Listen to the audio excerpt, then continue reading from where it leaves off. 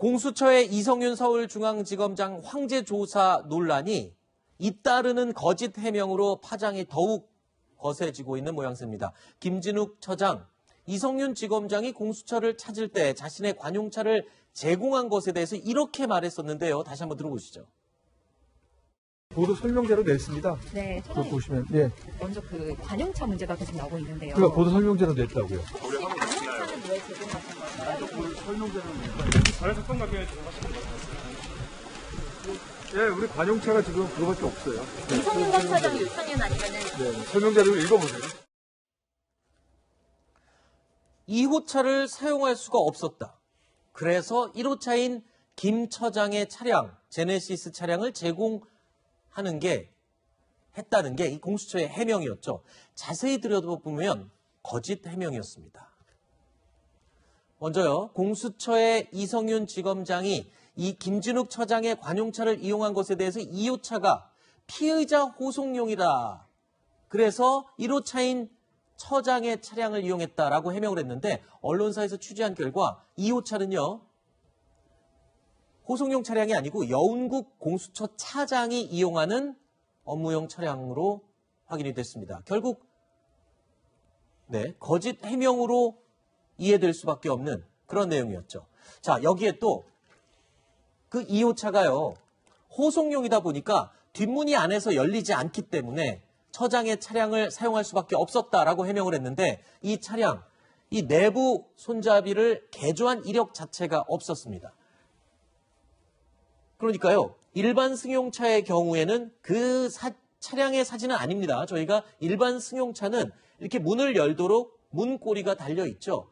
그러니까 개조를 하지 않은 그냥 일반 승용차의 모습이었다라고 유추를 할 수 있는 그런 상황입니다. 어느 해명도 답변도 듣지 못한 상황입니다. 자, 그리고 결정적으로 공수처 공용 차량 운영 규정을 보면요. 피의자 호송에는 승합차가 아닌 승용차가 사용될 수 없다라고 나타나 있습니다. 이 부분을 하나씩 짚어보겠습니다. 전재 변호사님. 네. 자, 그러니까 피의자 호송용 차량이다라고 해명을 했어요. 논란에 대해서, 2호 차량에 대해서. 그래서 1호 차량을 사용할 수밖에 없었다 했는데 알고 보니까 이거는 공수처 차장의 업무용 차량으로 확인됐어요. 아니 지금 수사팀이 꾸려지지도 않았는데 체포피의자 호송용 차량이 어디 있어요? 그다음에 체포피의자 호송용은 승합차로 하게 돼 있는데 저거는 지금 승용차 소나타라는 거 아닌가요? 그러니까 말이 안 되는 거예요. 여기에 대해서 여운국 처장은 나는 저 차 한 번밖에 안 탔다 그렇게 얘기를 했는데 네. 본인이 한 번밖에 안 탔으면 관용차가 아닌 거예요. 그러니까 문제는 뭐냐면은 피의자를 수사를 하면서 관용차를 가지고는 몰래 데리고 들어왔다. 보안을 지키면서 그 얘기가 되는 거고 그럼 관용차가 2대 소나타랑 제네시스에 있는데 왜 하필 제네시스 탔냐? 거기 물어보니까는 소나타를 안 타고 제네시스를 탄 거기에 대한 공수처의 해명이 지금 앞뒤가 안 맞는다는 거잖아요. 뭐 뒷문이 열린다, 체포피의자 호송용이라 그랬다. 이게 다 안 맞는다는 거니까는 결국은 중앙지검장 정도 소환을 하면서 격이 안 맞으니까 제네시스 태웠다는 얘기밖에 안 되거든요. 한명숙 사건 얘기하면서 여권에서 뭐라 그러면 밀실수서, 조서를 남기지 않았다, 출입 기록을 남기지 않았다 그런 얘기를 했거든요. 검찰의 잘못된 수사 관행. 근데 지금 똑같은 거 하고 있는 거예요. 이게 고위공직자 범죄수사처입니까? 고위공직자 전용 인권입니까? 네.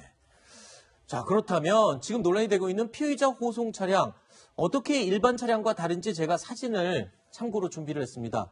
뒷자리에 피의자가 앉을 경우에 도주를 막기 위해서요.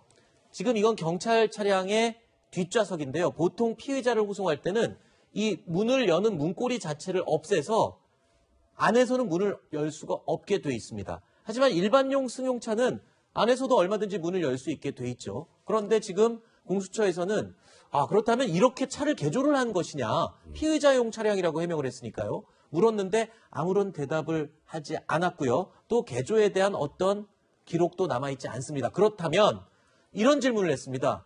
차일드 락이라고 해서 어린이들이 안에서 열지 못하도록 문 밑에 조작하는 단추가 하나 있죠. 혹시 그걸 걸어놓은 거냐라고 했는데도 답을 하지 않고 있거든요. 사실 그 논란 전에요. 피의자 호송용 차량은 승용차가 안 돼요. 네. 승합차여야 됩니다. 원래.